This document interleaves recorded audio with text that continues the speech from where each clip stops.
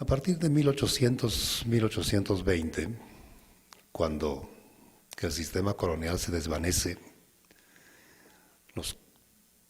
y aparecen las nuevas repúblicas, quiero recordarles que durante 2 siglos enteros España tuvo en América solamente 2 grandes espacios coloniales: la Nueva Castilla, es decir, México en el norte, la Nueva España, es decir, México en el norte, y la Nueva Castilla en el sur, es decir, el Perú. A comienzos del siglo XVIII, luego de 3 intentos frustrados, el virreinato peruano se cinde para dar nacimiento, como ustedes saben, a un nuevo espacio colonial. Fue la Nueva Granada, integrada más o menos por los actuales territorios de Venezuela, Colombia y Ecuador. Y solo en las postrimerías de ese siglo, en 1776, una nueva ruptura, también dentro del espacio peruano, produjo como resultado la emergencia de otro espacio colonial. Me refiero al Virreinato del Río de la Plata. 4. No contamos, por cierto, Brasil, porque el Brasil, como saben muy bien, pertenecía a la metrópoli portuguesa. Pero desde 1820, en menos de una década, estos 4 grandes macroespacios dieron lugar a las 20 y tantas repúblicas latinoamericanas. Es decir, se produjo lo que también se llama un proceso de balcanización. Esta balcanización tuvo efectos muy serios desde el punto de vista del conocimiento. Por cierto, tuvo consecuencias negativas esta fragmentación, sobre las cuales el propio Bolívar y también José Martí habían efectivamente alertado. Es decir, desunidos no podremos hacer nada, y que por lo mismo era necesario corregir esta fragmentación. Pero en términos del conocimiento, lo producido y particularmente en historia, es que desde 1820 hasta nuestros días, la historia que se enseña en cada uno de los departamentos de historia de todas las universidades de la América Latina, sin excepción alguna, es una historia absolutamente parroquial. Es una historia de Colombia y nada más que de Colombia. Y salvo esporádicamente aparece por ahí la historia de algún país vecino. La historia de Europa ni se la alude, para no hablar sobre la historia de otros continentes. Ahora, que esta es una situación totalmente desafortunada, porque no se necesita ser un experto en historia comparada para no reconocer, por una parte, que uno aprende de sí mismo en el espejo del otro. Y no solamente aprende sobre el otro, sino, repito, que uno aprende sobre sí mismo comparando estas experiencias. Y es esto básicamente lo que quiero hacer ahora. Es decir, no voy a hablar de la historia de Colombia, que con toda seguridad muchos de ustedes lo conocen mejor que yo, sino señalar algunos puntos que me parecen problemáticos en el proceso de constitución de Colombia en el marco de la independencia, para contrastar estos puntos problemáticos con algunas de las experiencias ocurridas en el entorno.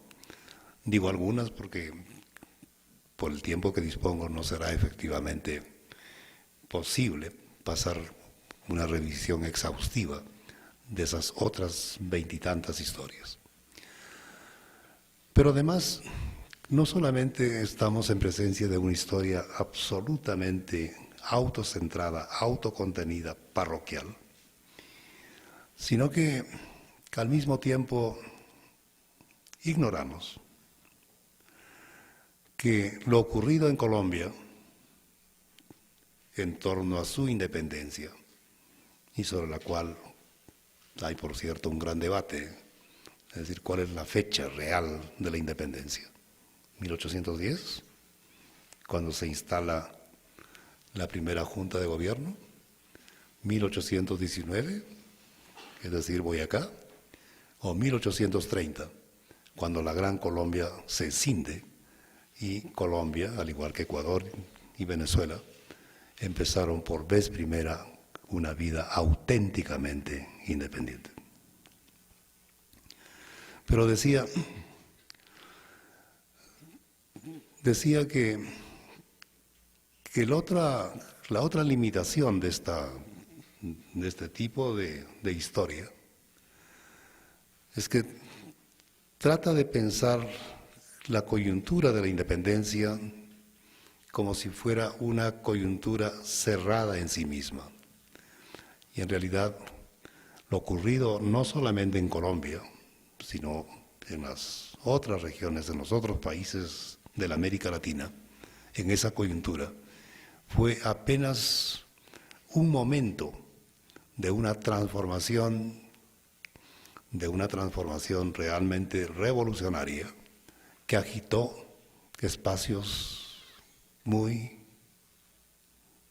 lejanos, tanto en el espacio como en el tiempo.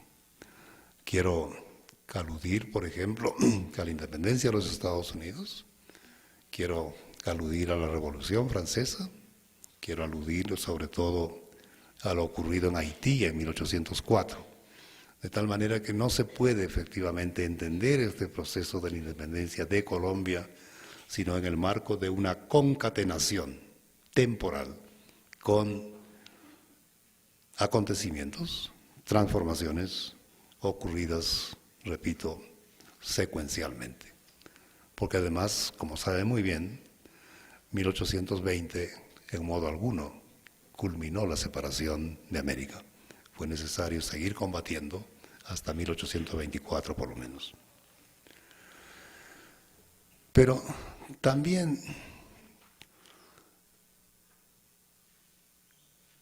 esta historia de la coyuntura de la independencia tiene otra limitación obvia.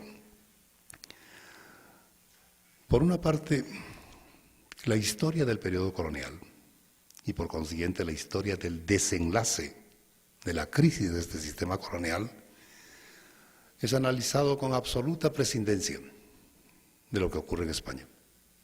Y viceversa, la historia de España en la época moderna se suele tratar con completa prescindencia de lo ocurrido en Hispanoamérica.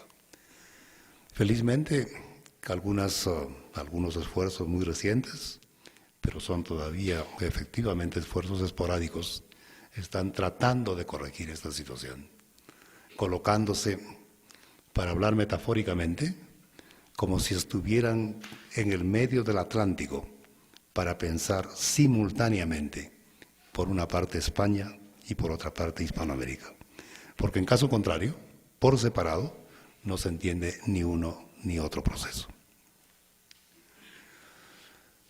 Permítame entonces muy rápidamente señalar los hitos importantes del proceso o de los varios procesos que constituyen la singularidad de Colombia en el marco de la independencia. El punto de partida, por cierto, es 1781, es decir, lo ocurrido en el Socorro, conocido en la historiografía bajo el nombre de la Revolución de los Comuneros, y sobre el cual existen muchos libros, muchas tesis, muchos trabajos. Incluso un autor importante, el profesor Mario Aguilera, será uno de los expositores en esta cátedra. Ahí la pregunta que todavía no encuentra una respuesta convincente tiene justamente que ver con el tema de esta charla. ¿Quisieron los del Socorro separarse de España? Fue efectivamente un movimiento que anticipara lo ocurrido en Bogotá, en 1819 en Boyacá. Es la tesis que, sobre todo la historiografía de la Academia de Historia, efectivamente lo subraya con mucha fuerza. Más tarde, un historiador norteamericano muy importante, su nombre es John Phelan, escribió un libro muy sugerente, muy influyente, titulado Los comuneros y el rey, donde el profesor Phelan dice, en efecto, que ese movimiento tiene que ser entendido en sus propios términos y que cualquier intento de vincularlo con aquello que ocurrió después en Colombia es simplemente confundir el proceso. Más o menos estos son los dos parámetros en los cuales transcurre la discusión. El segundo momento es 1810. Ahora, 1810, la constitución de la Junta de Gobierno, por una parte, constituye efectivamente la expresión de una reivindicación genuina de los criollos frente a los abusos y a la exclusión impuesta por España. Pero eso por sí solo no es suficiente para explicar ese proceso, porque en efecto lo ocurrido en 1810 en Bogotá no fue en modo alguno un acontecimiento singular.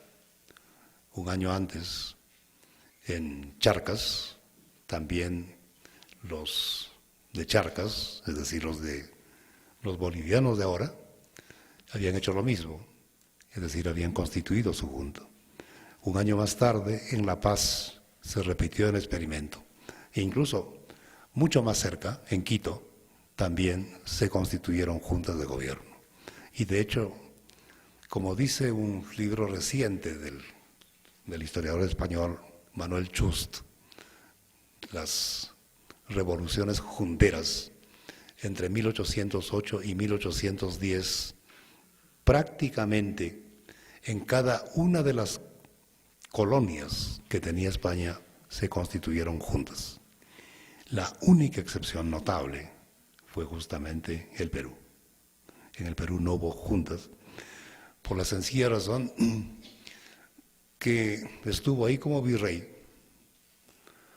un extraordinario personaje, el virrey Fernando de Abascal, que no solamente se desplegó una política tendiente a evitar la erosión de su poder, sino que incluso se las ingenió para financiar, armar, enviar, derrotar con las fuerzas bajo su control a todo intento de secesión que se estaba gestando en el entorno.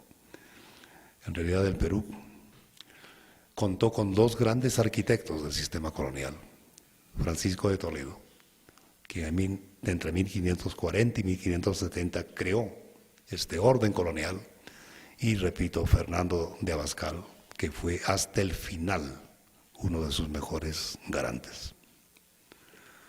Entonces, ¿cómo explicar lo de las juntas? Aquí la respuesta es claramente España. Lo ocurrido en España entre 1808 y 1824 fue un proceso tan extraordinario que tuvo un impacto muy fuerte en sus colonias.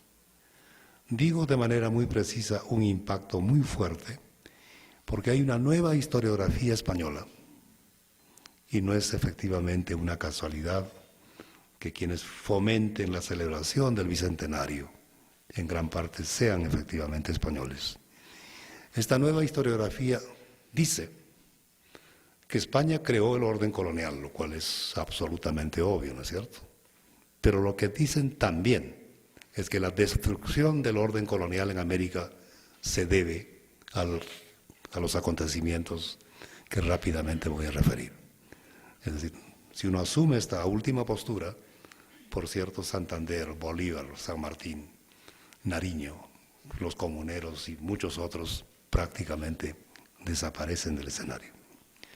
¿Qué ocurrió en España entre 1808 y 1824?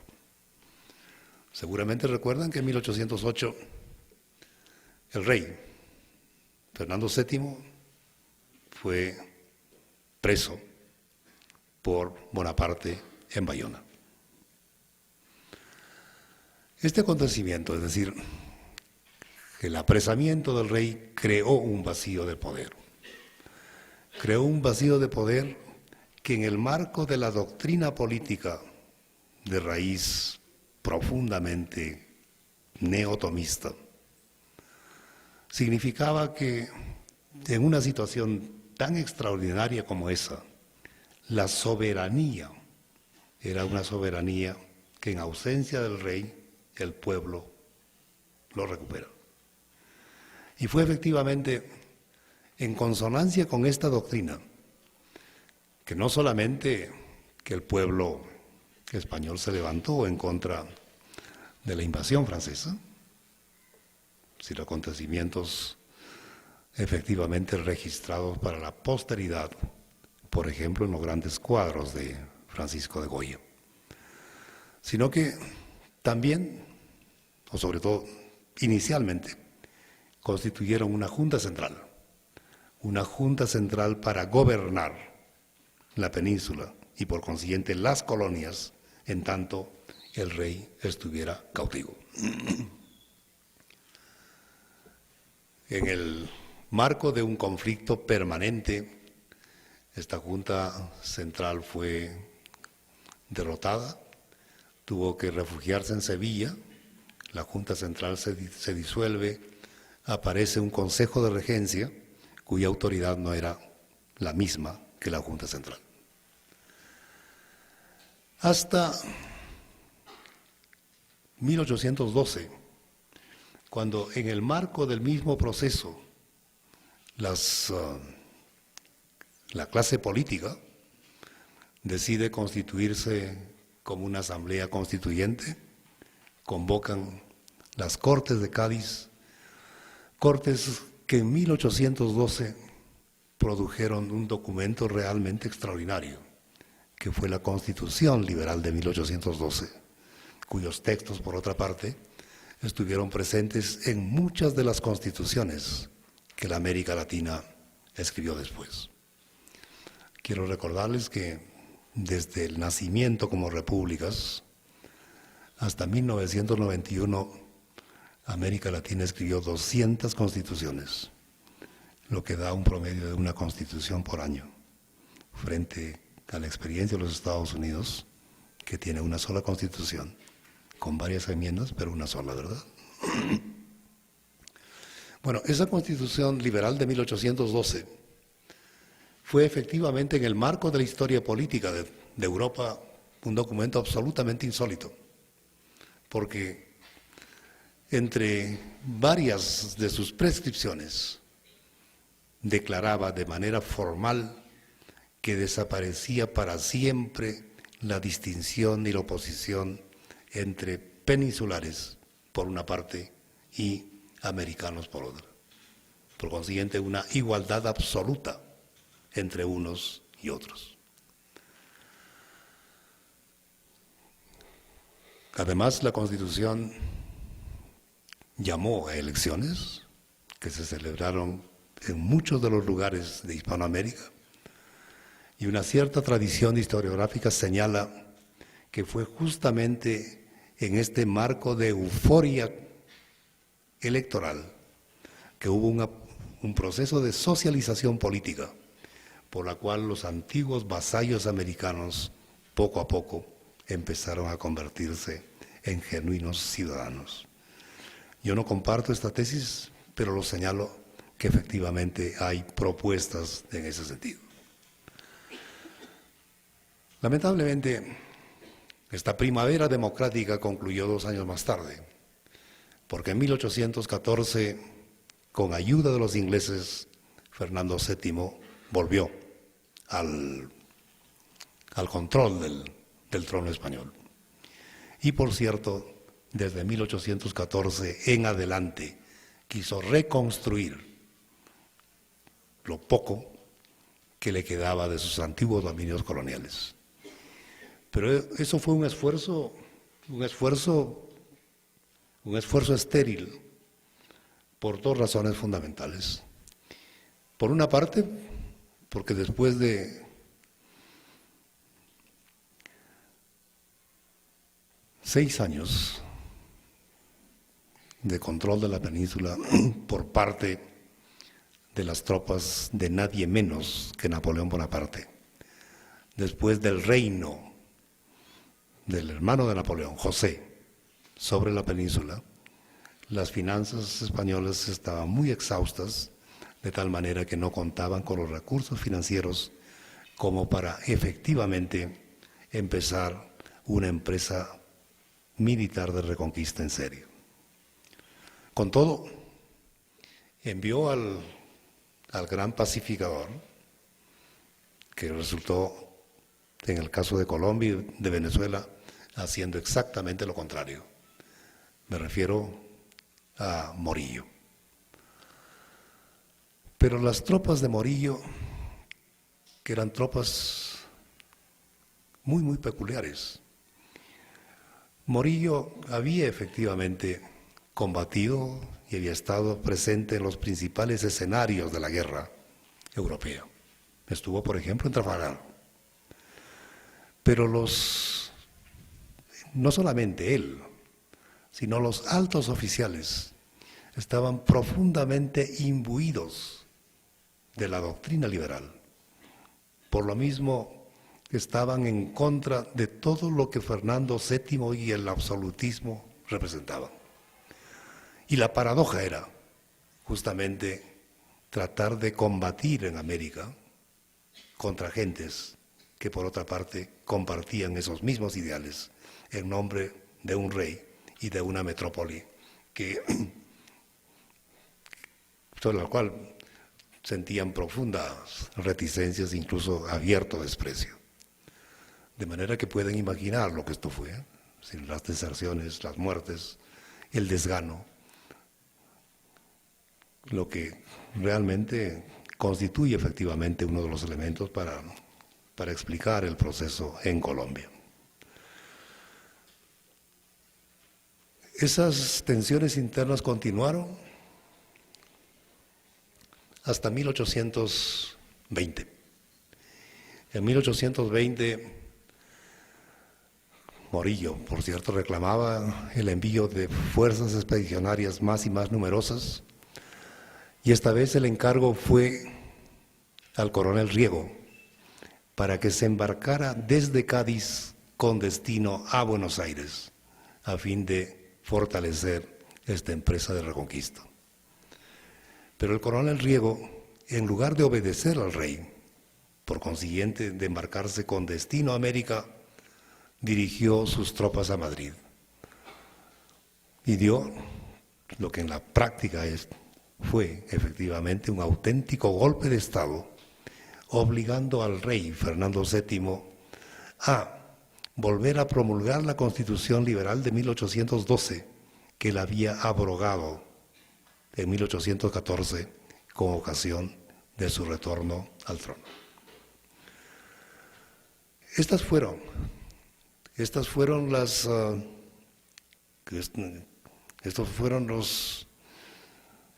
expresiones de esta coyuntura política extremadamente móvil, que tuvieron, por cierto, una enorme repercusión sobre los destinos políticos de América. porque tanto peninsulares como criollos no solamente tenían que atender a la correlación de fuerzas internas, sino que, por cierto, esperaban, unos con optimismos, otros con una profunda ansiedad, el desenlace de estos conflictos en la propia península. De tal modo que, como estaba diciendo, la constitución de la Junta de Gobierno de Bogotá en 1810 y las otras juntas de gobierno en las Américas fueron exactamente eso, una auténtica réplica de lo que estaba ocurriendo en la península. Es decir, los criollos también, aliados con algunos peninsulares, trataron efectivamente de preservar el gobierno de Fernando VII en tanto que el rey se encontrase cautivo. Ahora, no es practicar una demasiada suspicacia para reconocer que estas declaraciones de lealtad, como dice por ahí una historiografía clásica, bajo la máscara de Fernando VII, en realidad poco a poco comenzaban a expresar otro tipo de intereses y muchas veces intereses de los criollos que muy poco tenían que ver con la defensa del sistema imperial.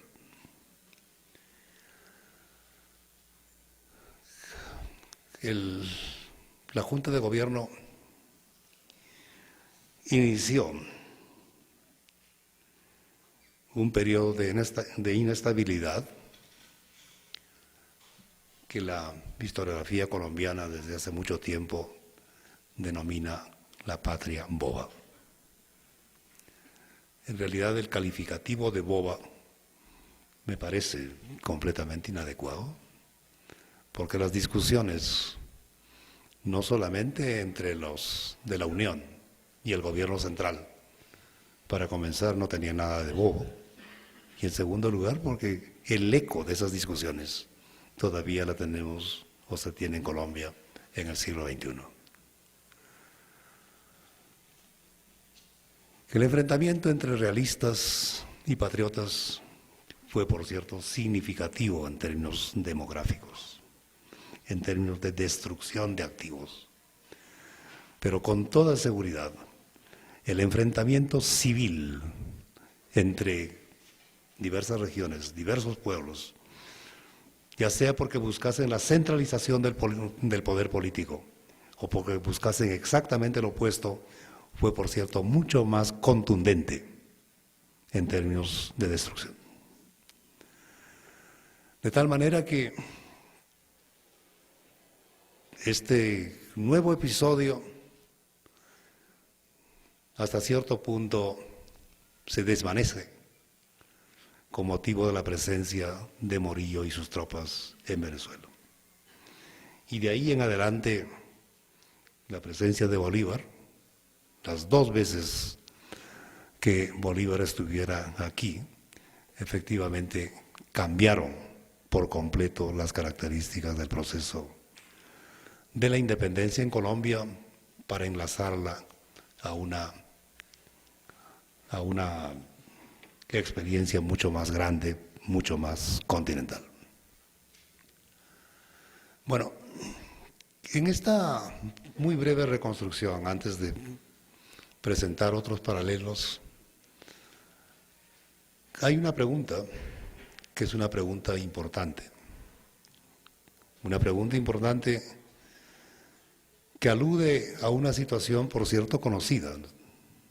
No hay ninguna revelación, pero cuyo análisis igualmente sigue siendo motivo de controversia.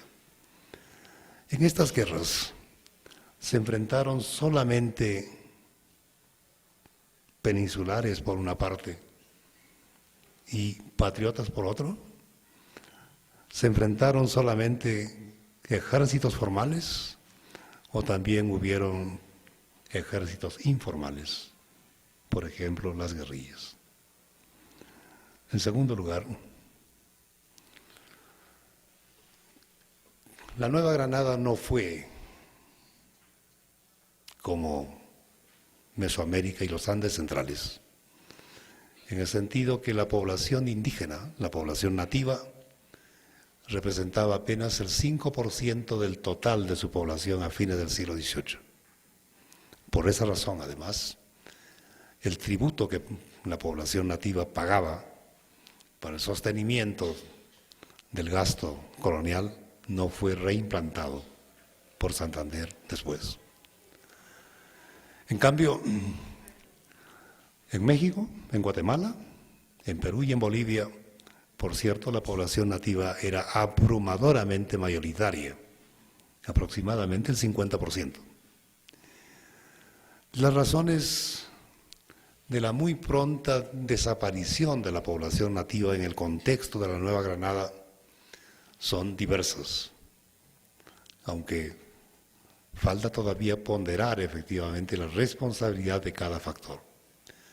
El hecho es que ya antes del colapso del sistema colonial, los resguardos, las parroquias, los pueblos de indios eran fundamentalmente pueblos mestizos. De tal modo que fue esta relativa escasez de mano de obra la que impulsó, como saben, que tanto las autoridades coloniales como los empresarios buscaran efectivamente en el África la población que sustituyera a la población nativa y permitiera justamente que las haciendas, los centros mineros sobre todo, comenzaron a operar. De tal modo que las poblaciones subalternas, como diríamos ahora, estuvieron constituidas sobre todo por esta población mestiza, de todos los colores, como dice la terminología habitual, más, por cierto, una población afrodescendiente en su doble condición o de esclava o de libre. Y luego, pero una posición marginal, la posición marginal en términos demográficos, la población nativa. El caso más extraordinario, a propósito del comportamiento político de estos sectores, ocurrió en Pasto, bajo el liderazgo de un extraordinario personaje que se llamó don Agustín Agualongo. Él y los pastuzos resistieron además con éxito todo intento de Nariño, primero, de Bolívar más tarde, de convencerlos para adherirse a la causa de los patriotas. Pero esto no fue solamente una peculiaridad de la población nativa, porque segmentos importantes de la población afrodescendiente, particularmente los samarios y sobre todo la población del Patía, hizo exactamente lo mismo. De tal modo que la pregunta aquí es la siguiente. Es decir, ¿cómo se explica esta situación bastante anómala, verdad? Es decir, sectores que en principio debieran haber recibido con entusiasmo y con alborozo la promesa de la libertad que los libertadores traían en vilo, paradójicamente fueran los más enérgicos en rechazar esa promesa. Esto, por cierto, no fue en modo alguno una peculiaridad colombiana. En México, en un último libro publicado por el profesor Eric Van Jan de la Universidad de California, San Diego, titulado La otra rebelión,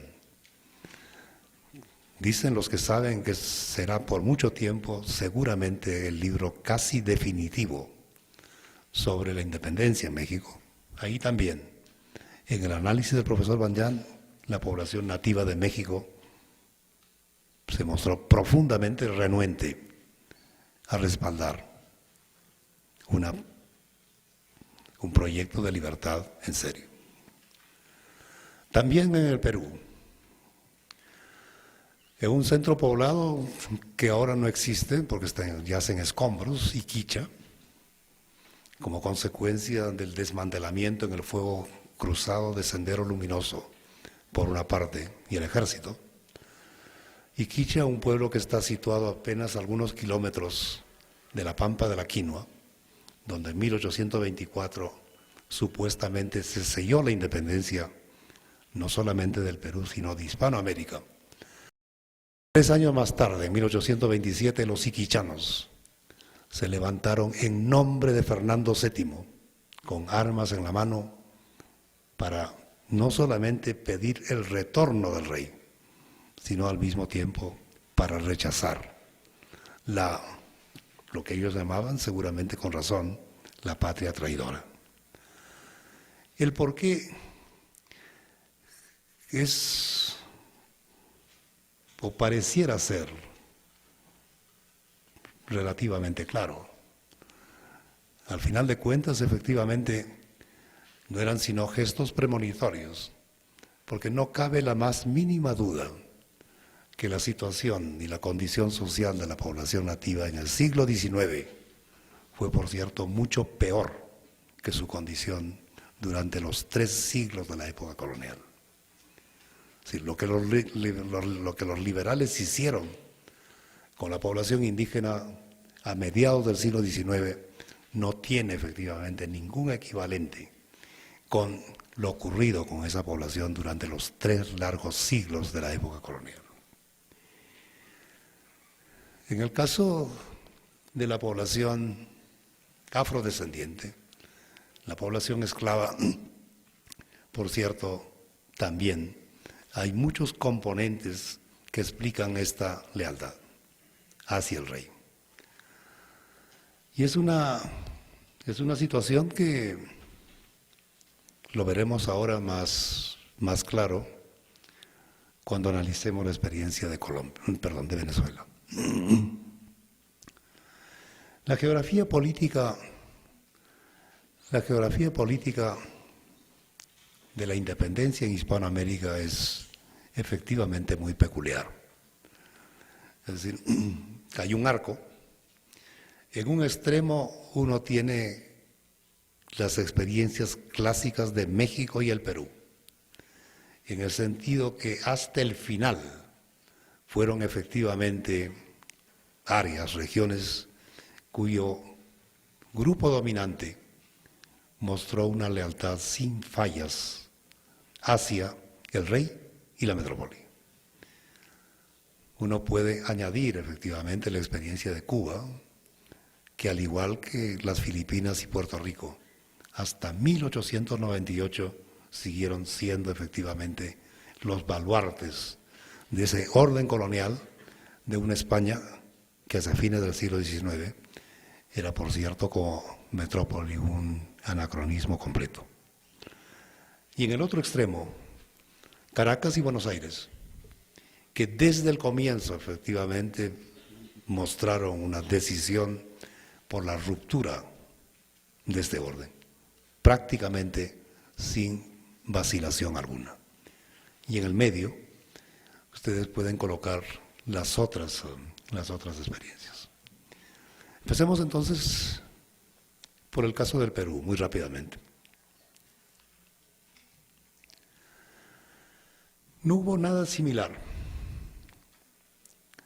a lo ocurrido en el Perú y en lo que ahora es Bolivia en 1780, cuando una doble rebelión liderada por 2 caciques indígenas, Tupac Amaru por una parte y Tupac Katari por otra,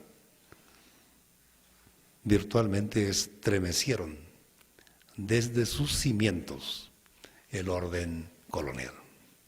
No solamente por la amplitud del radio de la rebelión, sino por los miles de combatientes que respaldaron a esos líderes. Al igual que en el caso de los comuneros, la discusión de la historiografía peruana era Tupac Amaru quería o no quería la independencia. Y esa pregunta no tiene hasta la fecha una respuesta inequívoca. Mi sugerencia es que habría que tomar en serio lo que el rebelde decía. Si no era una coartada, él decía, viva el rey, abajo el mal gobierno. Exactamente lo mismo que decían los comuneros del Socorro en 1781. Esa rebelión fue sangrientamente destrozada, pero la supresión no fue solamente una supresión material, sino una supresión simbólica, sobre todo.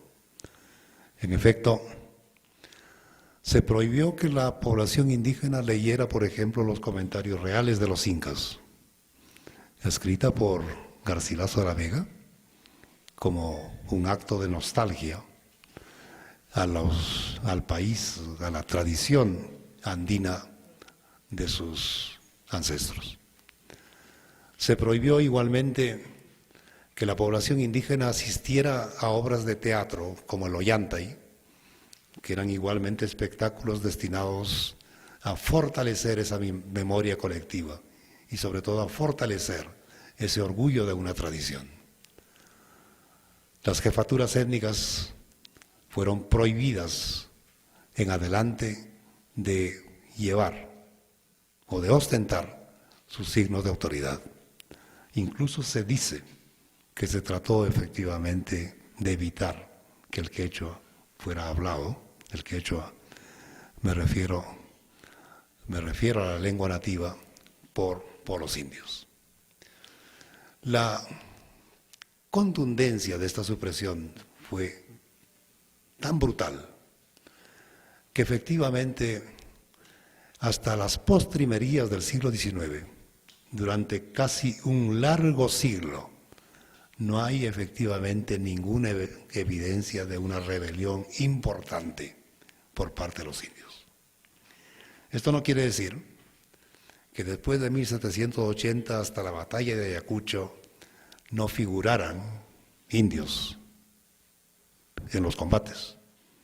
La diferencia frente a 1780 fue, por una parte, que estuvieron en ambos lados, combatiendo tanto por el rey como por Bolívar y San Martín.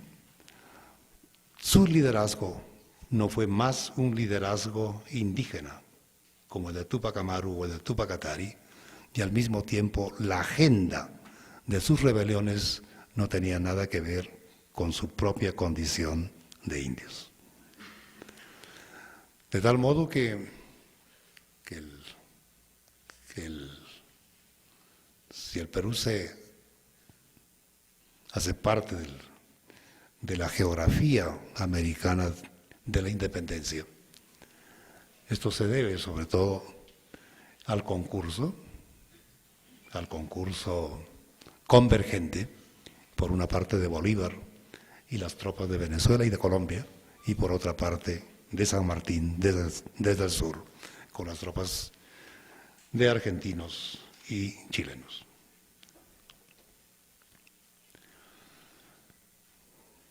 De tal modo que en ese caso la pregunta es: ¿independencia de qué?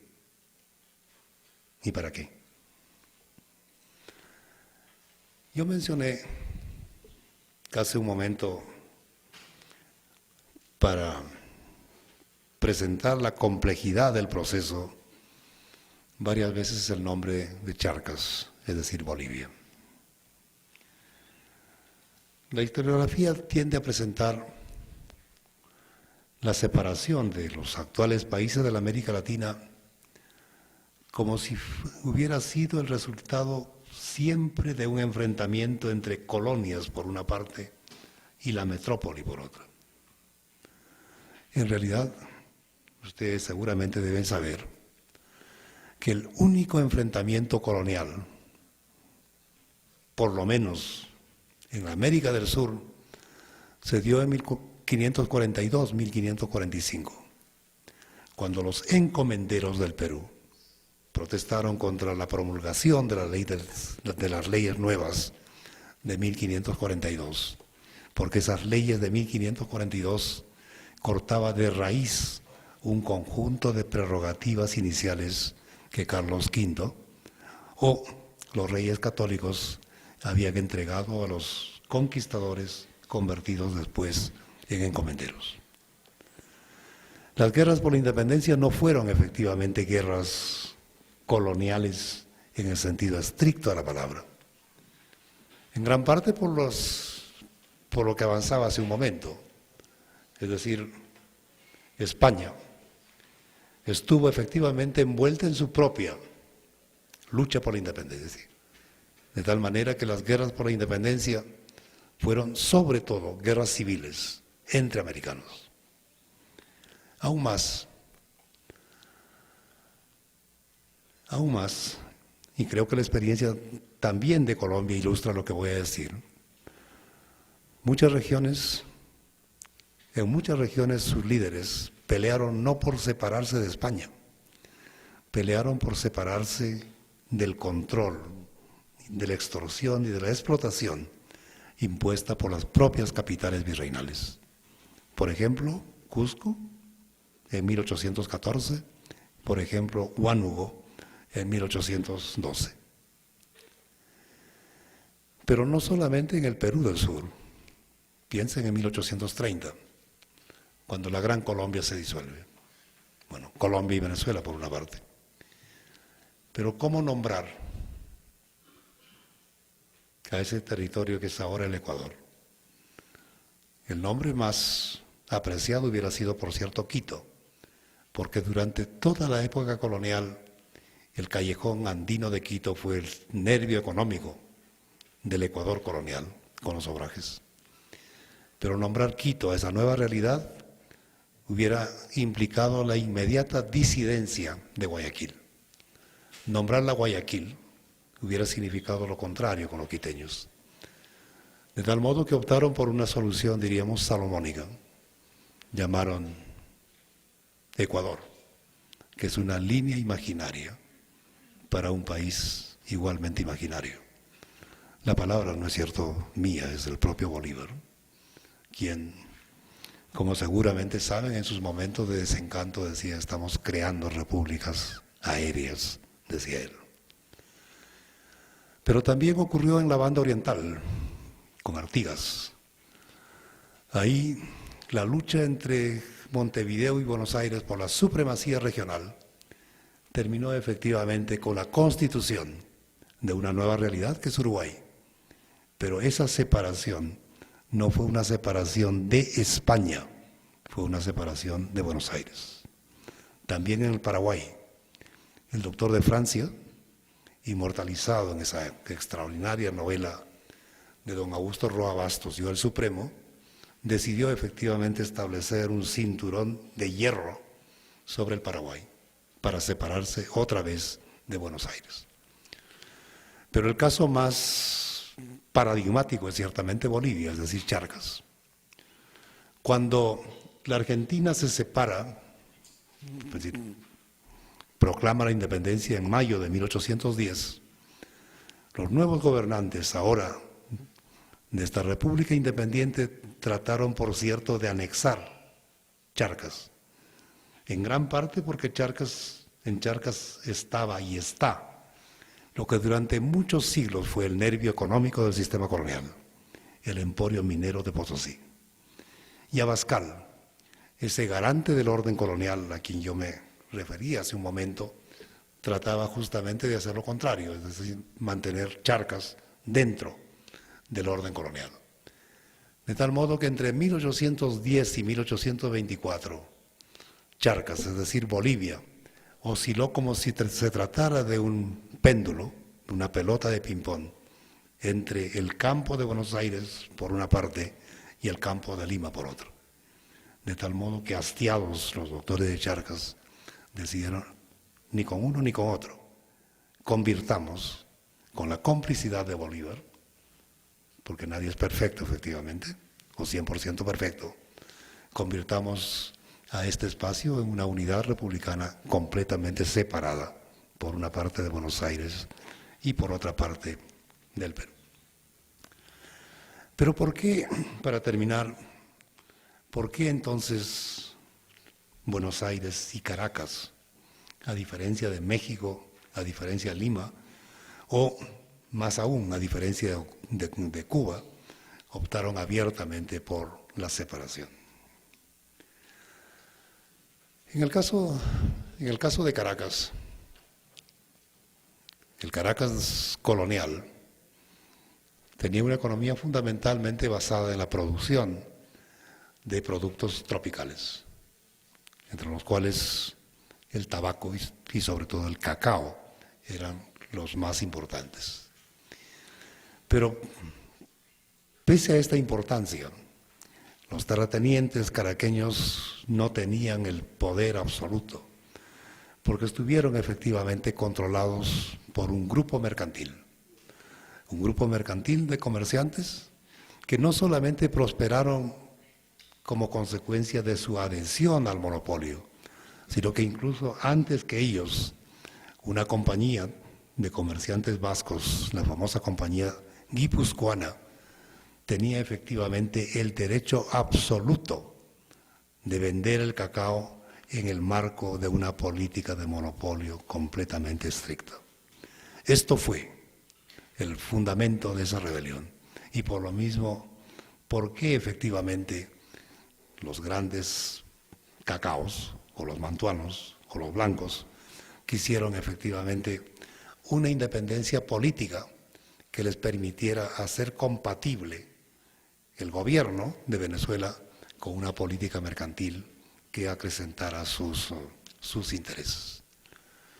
El problema es que de manera mucho más decisiva que en el caso de Colombia, la población afrodescendiente era mayoritaria. No solamente los libertos y los esclavos, sino sobre todo los pardos. Y no solamente los pardos, también los mulatos, es decir, toda una gradiente racial que encontró efectivamente en el liderazgo de Boves un canal de expresión para oponerse con decisión y en un primer momento por lo menos con mucho éxito a las políticas de Miranda en parte, pero sobre todo Bolívar. Y es que en el marco de la Primera y la Segunda República, en el marco de este amplísimo proceso de transformación, los nuevos dirigentes de la Primera y la Segunda República dieron efectivamente un conjunto de medidas que afectaban seriamente los intereses de los esclavos, por una parte, y los intereses de los llaneros, por otra. De tal manera que fue esta política absolutamente contradictoria la que fue utilizada primero por la metrópoli y en segundo lugar por las fuerzas realistas para tratar de retrasar el proceso de separación. Algo similar ocurrió en Buenos Aires. La Argentina colonial, por cierto, era muy distinta a la Argentina de hoy. Era un territorio fundamentalmente vacío, de ahí la expresión. Los peruanos descienden de los incas, los mexicanos de los aztecas y los argentinos descienden del barco, ¿no es cierto? Sí. La Argentina moderna se construye en el siglo XIX cuando España e Italia prácticamente la configuran humanamente. En la Argentina colonial, los únicos espacios significativos fueron los del interior argentino, Córdoba, Mendoza, Tucumán, desde donde se producían los insumos que el gran mercado minero de Potosí requería. Todo el resto era un territorio muy fértil, por cierto, la pampa húmeda, pero que prácticamente no tenía ninguna gravitación sobre aquella economía. Esta situación empezó a cambiar desde las postrimerías del siglo XVIII, cuando otra vez los comerciantes porteños protestan efectivamente contra el monopolio y el control ejercido no por España, sino por los comerciantes de Lima agrupados en el Tribunal del Consulado. La corona española les dio una primera satisfacción, creando justamente el Virreinato del Río de la Plata y por otra parte abriendo el puerto de Buenos Aires en 1780 al comercio internacional.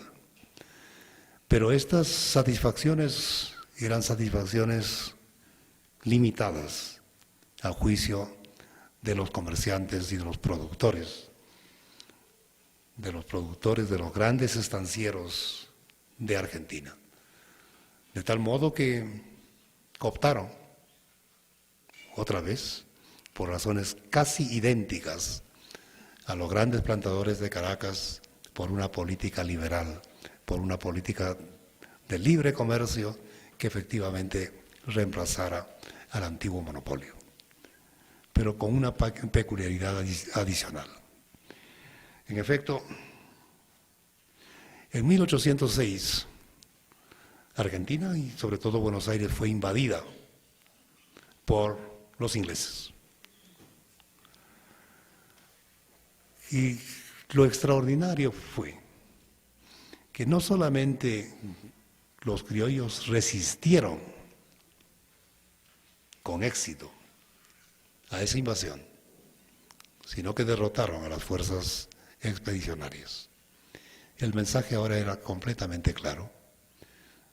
Los argentinos, y en particular los porteños, no solamente podían defenderse por sí solos, sino que además, paradójicamente o significativamente, podían incluso defender los intereses de una metrópoli ausente.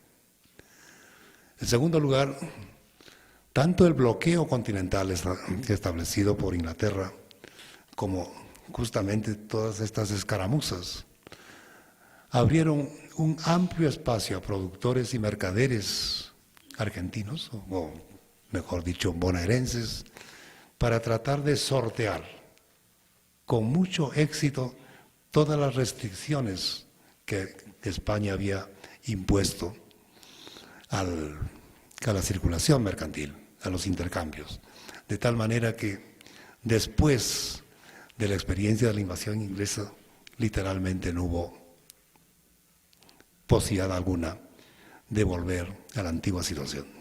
Y finalmente, y esta es seguramente la gran peculiaridad de la experiencia de Buenos Aires, las milicias y los criollos que habían derrotado con éxito a las fuerzas expedicionarias inglesas constituyeron desde muy temprano un cuerpo homogéneo de oficiales que pudo por lo mismo adelantar con éxito la separación y llegar a mayo de 1810. Pero separar Buenos Aires de España era una cosa y otra muy distinta era efectivamente establecer la hegemonía de Buenos Aires sobre el resto de las provincias unidas, que de unidas realmente no tenía mucho. De tal modo que las 2 décadas que siguen a 1810 fueron, al igual que en el caso de Colombia, el escenario de guerras intensas entre las diversas provincias, las diversas regiones que buscaban, por una parte, establecer una hegemonía sobre todo el resto, y por otra parte, peleaban igualmente acerca del mejor modelo político, o centralismo o federalismo, y también en torno a la más adecuada política económica, o proteccionismo o liberalismo. Si Argentina, y con esto termino, pudo jugar un papel importante en la independencia de Chile, de Bolivia y del Perú, fue sobre todo gracias a que San Martín, en parte al igual que Bolívar, decidió efectivamente alejarse de estos centros de controversia, convertir a su Estado Mayor del Ejército en un genuino Estado político y por lo mismo llevar en las campañas una decisión completamente autónoma. Muchas gracias.